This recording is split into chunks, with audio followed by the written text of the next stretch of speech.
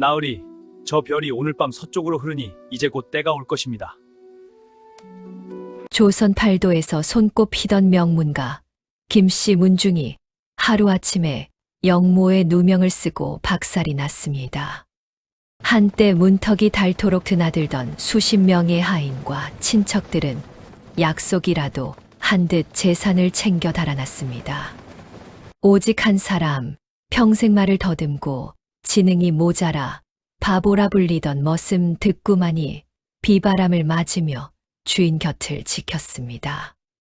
그 과보가 밤마다 튠마루에 앉아 읊조리던 기괴한 숫자들과 별자리의 위치가 훗날 이 가문을 정승 가문으로 부활시킬 유일한 천기 누설이 될 줄은 누구도 짐작조차 하지 못했습니다. 지독한 아군의 끝에서 진심 하나로 운명을 뒤집은 소름 돋는 반전 스토리, 지금 시작합니다. 시작하기 전 좋아요, 구독 눌러주시면 영상을 제작하는데 큰 힘이 됩니다. 조선 중기 팔도에 걸쳐 그 이름이 회자되던 명문가가 있었습니다. 경기도 광주 일대를 기반으로 뿌리를 내린 안동 김씨 문중의 한 지파, 흔히 광주 김씨 문중이라 불리던 이 가문은 3대에 걸쳐 조정의 인물을 배출하며 관계의 핵심부의 자리를 잡고 있었습니다. 당대의 이름 높은 선비들이 이 문중의 사랑채를 드나들었고, 과거 급제자의 명단에는 어김없이 이 집안의 자제들이 이름을 올렸습니다. 가문의 대청마루에는 임금이 하사한 편액이 걸려 있었고, 사랑방에는 당대의 학자들이 모여 국사를 논하곤 했습니다. 봄이면 가문의 사당 앞에 모란이 피었고, 가을이면 선산의 은행나무가 황금빛으로 물들었습니다. 그 풍경 속에서 가문의 당주 김생원, 본명 김응천은 언젠가 자신도 아버지처럼, 할아버지처럼 조정의 중심에 설 것이라는 꿈을 품으며 자라났습니다. 그러나 사람의 운명이란 것이 어디 뜻대로만 흘러가던가요. 김응천이 35이 되던 해, 하늘이 무너지는 것 같은 일이 벌어졌습니다. 조정의 권력 다툼은 늘 있는 일이었지만 이번에는 그 불씨가 너무도 엉뚱한 방향으로 튀었습니다. 반대파에서 흘린 밀고장 한 장이 사헌부에 들어갔고, 그 내용은 실로 충격적인 것이었습니다. 김응천의 부친이 살아생전 영모를 도모했다는 것, 그리고 그 자제인 김응천이 현재도 불온한 서적을 읽으며 불경스러운 모임을 이어가고 있다는 것이었습니다. 물론 근거 없는 무고였습니다. 그러나 권력자들이 작심하고 덮어 씌운 누명은 진실 따위를 가볍게 짓밟고 나아갔습니다. 포졸들이 대문을 박차고 들어왔고, 가사는 몰수되었으며 김응천은 잡혀가 혹독한 문초를 받았습니다. 천만다행으로 처형은 면했으나 대신 관직을 박탈당하고 전라도 변방으로 유배 아닌 귀양살이가 결정되었습니다. 문중의 가세는 순식간에 기울었고, 조상 대대로 물려받은 전답과 가옥은 모조리 빼앗겼습니다. 그리고 바로 그 순간부터 세상이 얼마나 냉정한 곳인지가 낱낱이 드러나기 시작했습니다. 비극은 재산을 잃는 것에서 그치지 않았습니다. 진짜 비극은 사람이 떠나는 것이었습니다. 30명이 넘던 대소 하인들이 하루아침에 자취를 감추었습니다. 그것도 그냥 사라진 것이 아니었습니다. 창고의 쌀가마니부터 마구간의 말, 안채의 비단 이불, 부엌의 놋그릇까지 손에 닿는 것은 몽땅 끌고 사라졌습니다. 수십 년을 곁에서 모시며 마님, 날이 외치던 이들이 주인이 쓰러지는 순간 도적이 된 것입니다. 어떤 이는 몰수되기 전에 미리 일부 재산을 빼돌려 자기 것으로 삼았고, 어떤 이는 포졸들이 들이닥치기도 전에 밤을 틈타 달아났습니다. 친척들의 행보도 다르지 않았습니다. 아니, 어쩌면 더욱 교묘하고 잔인했습니다. 가문이 살아있을 때는 제삿날마다 빠짐없이 나타나 큰절을 올리고 눈물을 흘리며 가문의 은혜를 노래하던 일가부치들이 일이 터지자마자 먼저 나서서 거리를 두기 시작했습니다. 어떤 이는 우리는 원래 먼 친척이라는 말을 공공연히 떠들고 다녔고, 어떤 이는 오히려 밀고에 가담했다는 소문도 돌았습니다. 힘 있을 때의 인정이 얼마나 가벼운 것인지를 김응천은 그 참혹한 며칠 동안 뼛속까지 깨달았습니다. 막역하다 믿었던 도반들도 마찬가지였습니다. 한때 밤새 시국을 논하고 서로의 글을 읽어주며 지음이라 불렀던 선비들이 발걸음을 뚝 끊었습니다. 문안 편지 한 장 보내는 이가 없었고, 길에서 마주치면 못 본 척 고개를 돌리는 이도 있었습니다. 영모와 연루된 집안에 가까이 했다간 자신도 화를 입을까 두려웠던 것이겠지요. 그러나 김응천의 마음속에는 그 두려움보다도 배신의 쓴맛이 더 깊이 박혔습니다. 그렇게 모두가 떠났습니다. 텅 빈 집안에 남은 것은 사방이 구멍 뚫린 오두막 하나와 썩어가는 마룻바닥과 아직 빼앗기지 않은 낡은 서책 몇 권뿐이었습니다. 김응천은 그 폐허 같은 공간 속에 혼자 남겨졌습니다. 아내는 집안이 기울기 전에 병으로 세상을 떠났고 자식은 없었습니다. 아버지의 산소조차 제대로 돌보지 못하는 처지였습니다. 한때 정승을 꿈꾸던 사람이 이제는 하루 먹을 밥조차 걱정해야 하는 신세가 된 것입니다. 그가 할 수 있는 일은 아무것도 없는 것 같았습니다. 조정에서 내쳐진 몸으로 관직의 길은 막혔고 재산을 잃었으니 장사를 할 미천도 없었습니다. 연줄은 끊어졌고 도와주겠다는 이는 단 한 명도 없었습니다. 날이 갈수록 술병을 손에서 놓지 못했고 한때 단정했던 갓은 기울어진 채로 쓰이지 않았습니다. 서책을 펼쳐도 글자가 눈에 들어오지 않았습니다. 선비의 자존심이라는 것이 현실의 무게 앞에 얼마나 허망하게 바스러지는지를 그는 매일 밤 느끼고 있었습니다. 그러나 이 모든 것이 무너진 그 자리에 단 한 사람이 남아 있었습니다. 그의 이름은 득구였습니다. 어릴 적부터 가문에서 부리던 머슴이었는데 말을 더듬는 대다 행동이 굼뜨고 때로는 엉뚱한 소리를 늘어놓아 집안에서도 가장 천대받는 존재였습니다. 심부름을 시키면 엉뚱한 곳에 가 있고 장을 보러 보내면 돈을 잊어버리고 빈손으로 돌아오는 일이 다반사였습니다. 마을 사람들은 물론이고 같은 하인들조차 그를 보면 저 바보 득구라고 불렀고 어린아이들은 그를 보고 놀려대기 일쑤였습니다. 나이는 40을 넘겼는데도 종종 아이처럼 혼자 웃고 혼자 중얼거리며 하늘을 바라보곤 했습니다. 집안이 기울자 모든 하인들이 도망쳤지만 득구만은 달랐습니다. 새벽에 포졸들이 들이닥치는 소란 속에서도 득구는 마당 한켠에 쭈그리고 앉아 하늘을 올려다보고 있었습니다. 재산이 빼앗기고 창고가 텅 비는 동안에도 그는 어디로 도망치려는 기색 하나 없이 그저 묵묵히 자기 자리를 지켰습니다. 가산이 정리되고 모두가 뿔뿔이 흩어진 뒤에도 득구는 여전히 거기 있었습니다. 낡은 집신 하나에 누더기 같은 옷 한 벌. 그것이 그의 전 재산이었지만 그는 떠나지 않았습니다. 마을 사람들은 그것을 보고 비웃었습니다. 주인이 망해도 도망칠 줄 모르는 진짜 바보로구나. 저러다 같이 죽겠다. 어떤 이는 불쌍하다고 했고 어떤 이는 아예 구제불능이라고 혀를 찼습니다.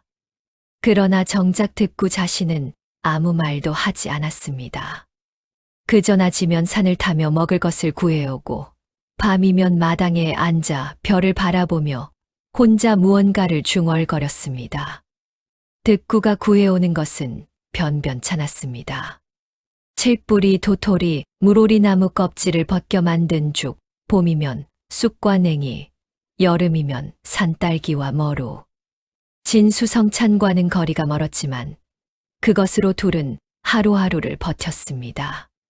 득구는 자신의 몫을 늘 조금씩 덜어내어 김응천의 그릇에 더 담았고, 김응천이 그것을 눈치채고 나무라면 나으리는 더 드셔야 합니다.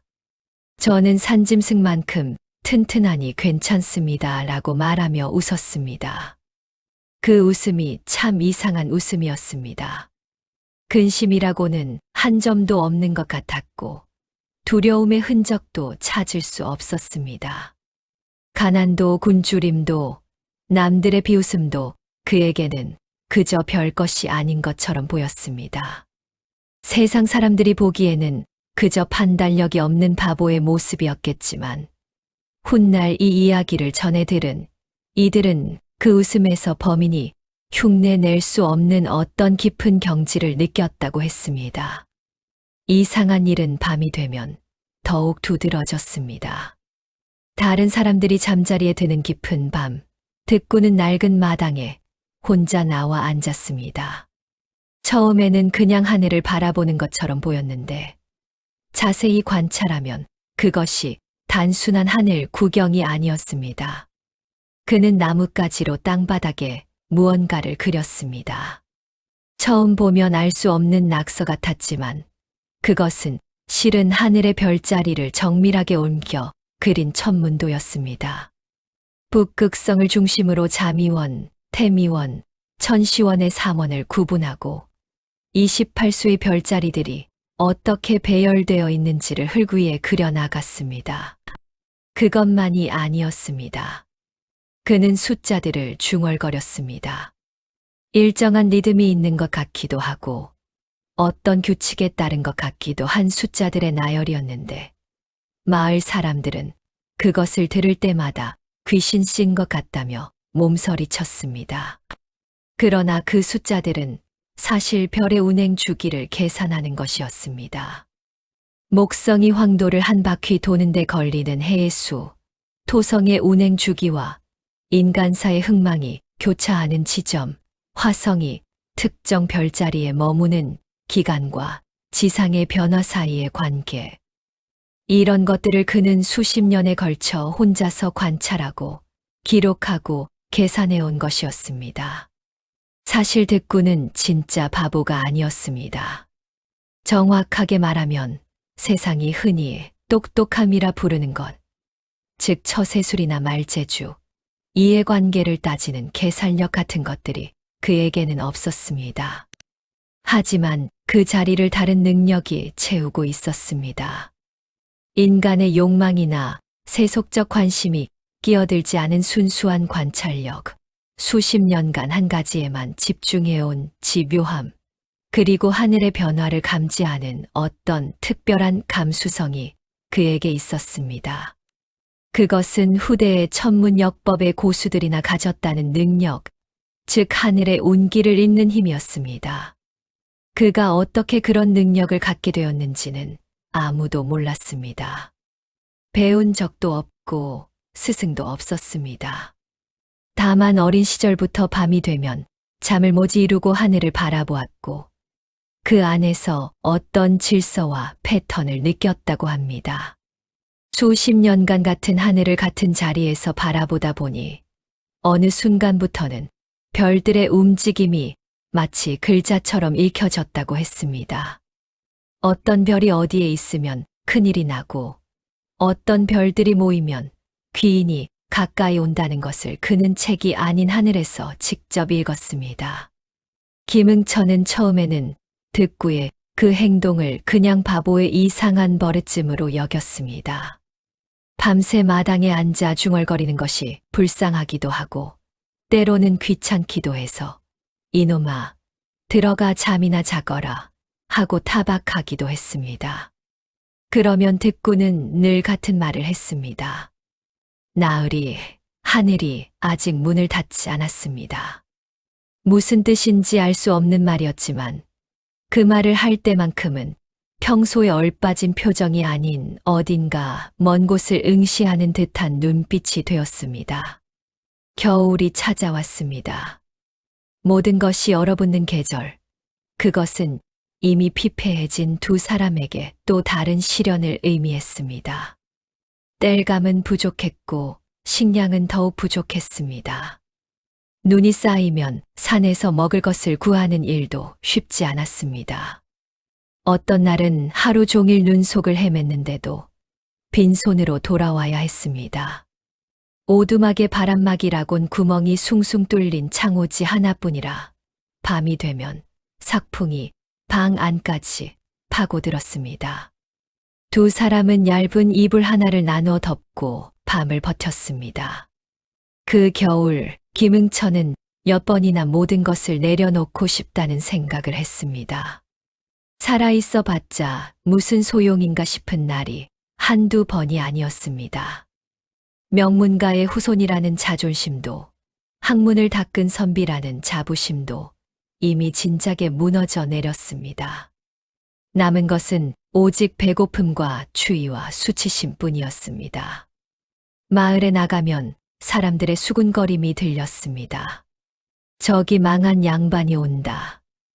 영모 가문 자손이 아직도 저기 살고 있어.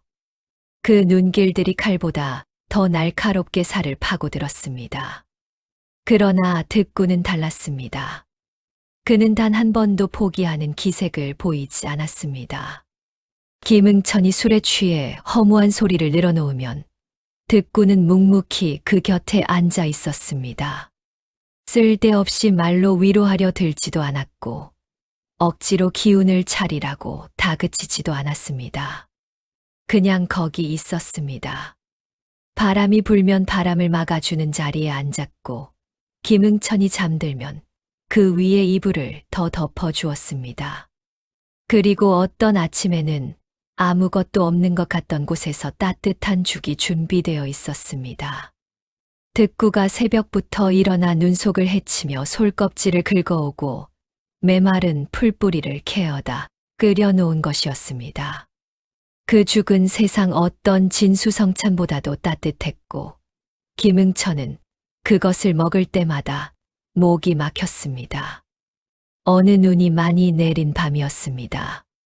김응천이 술병을 들고 앉아 혼자 중얼거리다가 득구를 향해 물었습니다.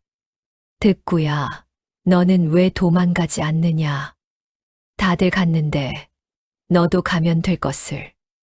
내가 여기 있다고 내가 다시 살아날 것 같으냐? 득구는 잠시 하늘을 올려다보더니 이렇게 말했습니다. 나으리, 저는 갈 곳이 없습니다. 아주 단순한 말이었습니다. 그러나 그 말 뒤에는 무언가 더 있었습니다. 갈 곳이 없어서가 아니라 가고 싶지 않아서라는 것을 김응천은 느꼈습니다. 그날 밤 김응천은 처음으로 소리 없이 울었습니다. 나라에서, 친척에서, 친구에서 버림받은 그가 처음으로 진짜 눈물을 흘린 것은 화려했던 시절의 기억 때문이 아니라 바보라 불리는 한 머슴의 말 한마디 때문이었습니다. 그렇게 또 한 해가 저물고 새해의 추위가 기승을 부리기 시작하던 어느 겨울 밤이었습니다. 득구는 평소와 다름없이 마당에 나와 앉았습니다. 그런데 그날은 달랐습니다.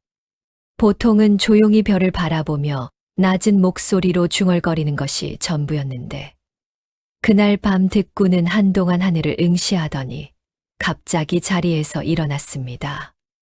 그리고는 빠른 걸음으로 김응천의 방문을 두드렸습니다. 잠결에 문을 연 김응천은 깜짝 놀랐습니다. 늘 희미하게 웃고 있거나 멍한 표정이던 득구의 얼굴이 그날 밤만큼은 완전히 달라 보였습니다. 눈빛이 형형했습니다. 밤하늘의 별처럼 또렷하고 차가운, 그러나 그 안에 어떤 불꽃 같은 것이 타오르는 눈빛이었습니다. 그것은 지난 수십 년간 매일 밤하늘을 읽으며 혼자 간직해온 모든 것이 한순간에 응결된 듯한 표정이었습니다. 득구가 낮고 또렷한 목소리로 말을 꺼냈습니다. 평소에 더듬거리는 말투가 아니었습니다. 차분하고 단호했습니다. 내일 정오 남쪽 고갯길을 가야 한다는 것. 그곳에 큰 바위 옆에 한 선비가 앉아 있을 것이며 그 선비는 다리를 다쳐 고개를 넘지 못하고 있을 것이라는 것. 그를 그냥 지나치지 말고 반드시 이 오두막으로 모셔와야 한다는 것. 그리고 따뜻한 물 한 사발과 자신이 직접 새겨 넣은 나뭇가지 하나를 그에게 건네야 한다는 것. 김응천은 어처구니가 없었습니다. 한밤중에 들어와 내일 어디서 누군가를 만나야 한다는 말을 늘어놓는 머슴을 보며 술이라도 마신 것인지 의심스러웠습니다.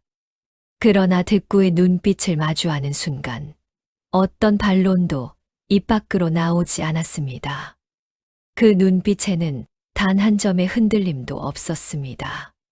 수십 년간 매일 밤하늘을 바라보며 쌓아온 모든 확신이 거기에 담겨 있었습니다. 잠을 이루지 못한 채 뒤척이던 김응천은 날이 밝자 결국 남쪽 고개를 향해 길을 나섰습니다. 정오가 조금 지날 무렵 김응천은 남쪽 고갯길에 접어들었습니다. 늦겨울의 고갯길은 아직 눈이 녹지 않아 질퍽거렸고 바람은 여전히 차가웠습니다. 인적이 드문 길이었습니다. 장사꾼이 지나기엔 물량이 너무 적고 관리가 다니기엔 너무 외진 곳이었습니다. 김응천은 큰 바위를 찾아 눈을 두리번거렸고 그리고 멈춰 섰습니다. 바위 옆에 정말로 사람이 있었습니다. 나이는 50줄 후반으로 보였습니다. 허름한 행색이었지만 그것이 본래의 차림이 아니라는 것은 한눈에 알 수 있었습니다. 의도적으로 낮춰 입은 옷 아래로 배어나오는 품위가 있었습니다. 무릎을 감싸 쥔 손가락들은 가늘고 길었으며 눈매는 총기 있었으나 피로가 역력했습니다. 오른쪽 발목 부근에 천을 질끈 동여맨 것으로 보아 길을 오다가 발을 삐었거나 다친 것 같았습니다. 주변에는 작은 보따리 하나가 놓여 있었는데 그 속에 무엇이 들어있는지는 알 수 없었습니다. 선비는 김응천을 발견하자 잠시 경계하는 눈빛을 보였습니다. 처음 보는 초라한 차림의 사내가 다가오는 것이 달갑지 않은 모양이었습니다. 그러나 김응천이 괜찮으십니까? 여기서 이러고 계시면 안 됩니다. 일단 저희 쪽으로 오시지요라고 말을 건네자 선비는 잠시 망설이더니 고개를 끄덕였습니다. 오두막으로 돌아온 김응천은 득구가 미리 데워놓은 물과 득구가 손수 만든 나뭇가지를 꺼내 선비에게 내밀었습니다. 따뜻한 물을 건네는 것은 어렵지 않았습니다. 그러나 아무 의미도 없어 보이는 나뭇가지를 건네는 것은 영 어색했습니다. 김응천은 무슨 말을 해야 할지 몰라 그냥 이것도 하고 내밀었습니다. 선비가 나뭇가지를 받아 들었습니다.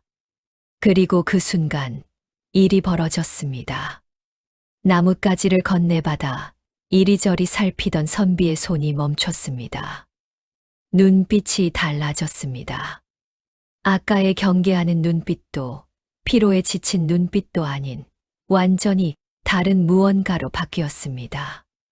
경악이라고도 할 수 있고 아니면 어떤 깊은 놀라움이라고도 할 수 있는 표정이었습니다. 그 나뭇가지는 단순한 나무 막대기가 아니었습니다. 겉보기에는 산에서 주워온 나뭇가지처럼 보였지만 그 표면에는 매우 섬세하게 선들이 새겨져 있었습니다. 자세히 들여다보면 그것이 하늘의 별자리 배치를 나타낸 것임을 알 수 있었습니다. 북극성을 중심으로 한 별자리들의 위치, 그리고 특정 별자리들 사이에 표시된 방향과 선. 그것은 지도였습니다. 단순한 지리적 지도가 아니라 하늘의 운기를 읽어 어떤 방향으로 어떻게 가야 한다는 것을 나타낸 일종의 천문 나침반이었습니다. 선비는 오랫동안 그것을 들여다보았습니다. 그의 입술이 미세하게 떨렸습니다. 이윽고 그가 고개를 들어 김응천을 바라보았습니다. 이것을 누가 만들었습니까? 김응천은 머뭇거리다 말했습니다. 저의 머슴입니다. 이름은 득구라 합니다. 선비의 눈이 다시 나뭇가지로 향했고 그는 한참 동안 아무 말도 하지 않았습니다. 사실 이 선비는 보통 사람이 아니었습니다. 그는 신분을 감추고 팔도를 떠돌며 민정을 살피는 암행어사였습니다. 그러나 그것이 전부가 아니었습니다. 그는 그와 동시에 지난 몇 달간 조용히 하나의 사건을 추적하고 있었습니다. 바로 광주 김씨 문중의 억울한 영모 누명 사건이었습니다.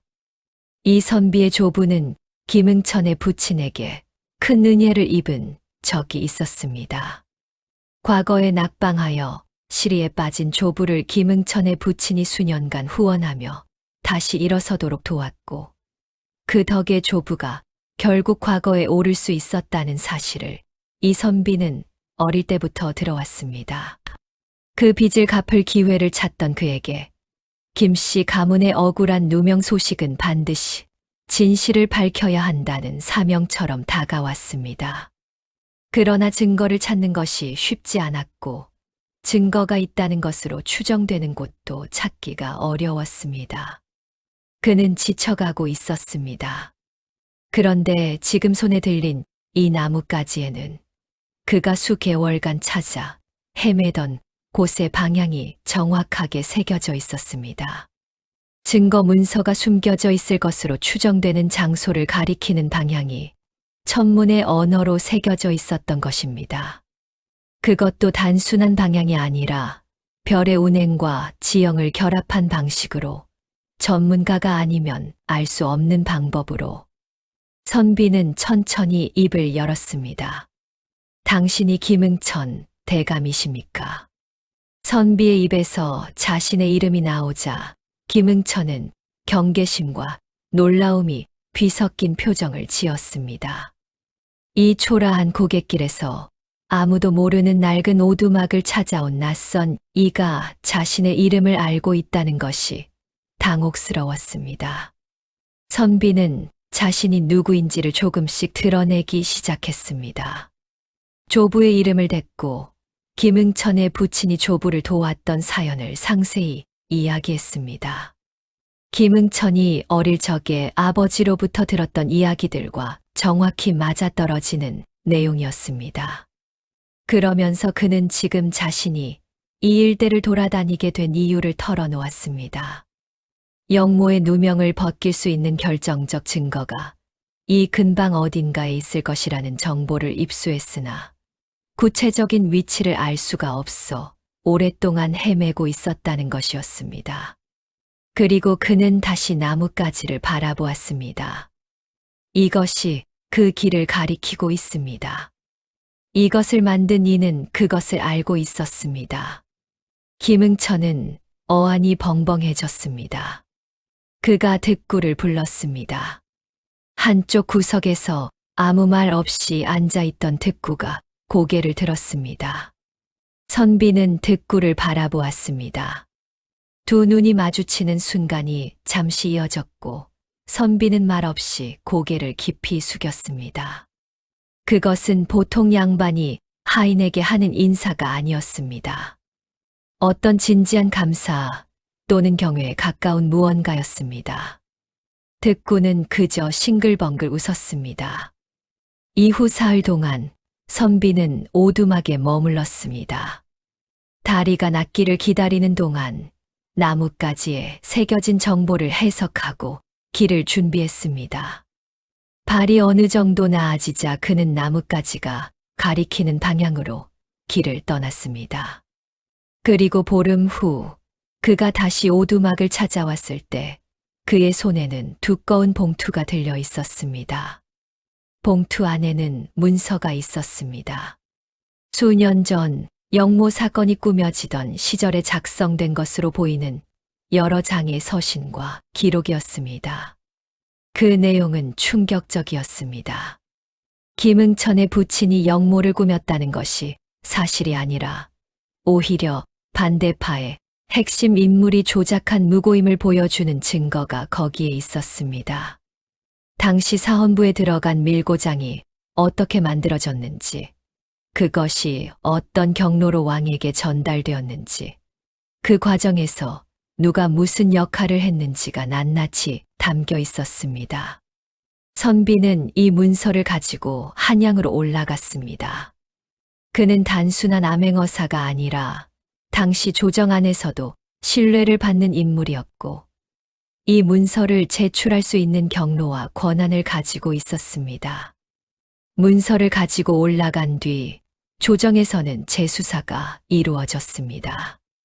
처음에는 반대파의 방해로 쉽지 않았으나 증거의 내용이 워낙 명확했고 선비의 집요한 노력이 더해져 결국 재심이 성사되었습니다. 그로부터 수개월이 흐른 뒤 김응천에게 공문이 도착했습니다. 그것은 누명을 벗는 문서였습니다. 모든 영모의 죄가 무고임이 공식적으로 확인되었고 김응천의 관직이 복권되었으며 몰수된 가산의 일부가 반환된다는 내용이었습니다. 수년간 억울하게 짊어지고 살아온 짐이 그 공문 한 장으로 내려졌습니다. 김응천은 떨리는 손으로 문서를 잡고 오랫동안 그 글자들을 바라보았습니다. 듣고는 그 옆에 앉아 조용히 웃고 있었습니다. 뭔가 예상했다는 듯한 웃음이었습니다. 아니, 처음부터 알고 있었다는 듯한 웃음이었습니다. 누명이 벗겨지고 관직이 복권되자 세상이 다시 달라지기 시작했습니다. 한때 문전박대하거나 못 본 척 외면하던 사람들이 하나둘씩 다시 나타났습니다. 어떤 이는 그간 사정이 있었다며 사과를 늘어놓았고, 어떤 이는 마치 자신이 항상 김응천의 편이었던 것처럼 행동했습니다. 발걸음이 끊겼던 친척들도 소식을 듣고 찾아왔습니다. 과거 시절의 도반들도 다시 문을 두드렸습니다. 그러나 김응천은 이전의 김응천이 아니었습니다. 몰락의 시간은 그를 무너뜨리기도 했지만 동시에 무엇도 빼앗아갈 수 없는 것을 그의 안에 새겨 넣었습니다. 어떤 사람이 진짜인지, 어떤 말이 진심인지를 그는 이제 훨씬 더 분명하게 볼 수 있었습니다. 화려한 시절에 모여드는 사람들의 행동과 폐허 속에서 조용히 자리를 지키는 사람의 행동이 얼마나 다른지를 뼛속으로 알게 된 사람이었습니다. 복권 이후 그는 예전보다 훨씬 더 신중하게 그리고 더 낮은 자세로 세상을 대하기 시작했습니다. 조정에 복귀한 뒤에도 전처럼 기세를 세우거나 권세를 과시하지 않았습니다. 오히려 아래에 있는 사람들의 말에 귀를 기울이고 출신을 따지지 않고 사람을 보았습니다. 그 태도가 오히려 주변의 신뢰를 쌓았고 그 신뢰가 쌓여 결국 그는 조정의 핵심에 서게 되었습니다. 몇 해가 지나 그는 마침내 정승의 자리에 올랐습니다. 가문도 다시 일어섰습니다. 전답이 돌아오고 집안이 수리되었으며 새로운 후학들이 모여들었습니다. 한때 영모 가문이라는 낙인이 찍혔던 이 집안이 이제는 조정에서 가장 신뢰받는 가문이 되었습니다. 그 변화가 하루아침에 이루어진 것이 아님을 알기에 가문의 사람들은 그 자리를 가볍게 여기지 않았습니다. 그러나 그 모든 것보다 먼저 김응천이 해야 할 일이 있었습니다. 가문이 다시 일어서던 날, 김응천이 가장 먼저 찾은 것은 득구였습니다. 그는 마당에서, 부엌에서, 산 아래 낡은 나무 아래서 득구를 불렀습니다. 그러나 오두막 어디에도 득구의 모습은 없었습니다.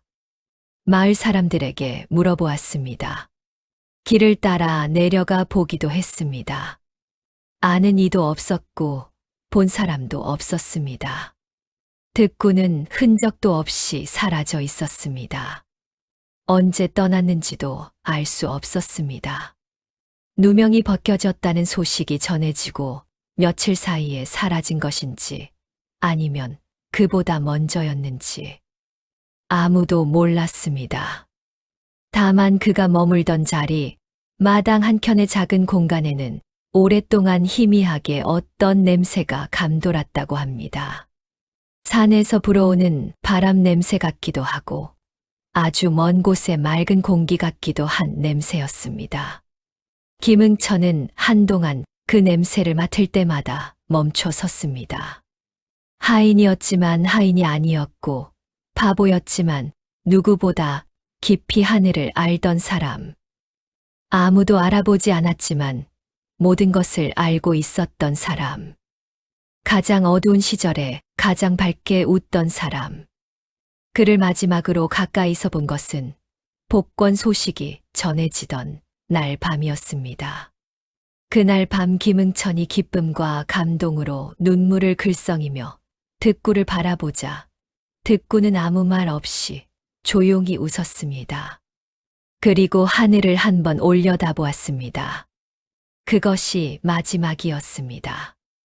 오랜 세월이 지난 뒤 가문에서는 득구에 대한 이야기가 조심스럽게 전해졌습니다. 어떤 이는 그가 세상의 때가 닿지 않은 순수함으로 이내 하늘의 소리를 들을 수 있었던 기인이었다고 했습니다. 어떤 이는 천문에 이치를 꿰뚫고 있었던 숨은 고수였다고도 했습니다. 그러나 공통적으로 전해지는 것은 그가 처음부터 자신의 주인이 다시 일어설 것을 알고 있었다는 것, 그리고 그 일이 이루어지자 조용히 자신의 자리로 돌아갔다는 것이었습니다. 가장 낮은 곳에서 아무도 알아주지 않은 채로 자신의 모든 것을 쏟아 누군가의 운명을 바꿔놓은 사람.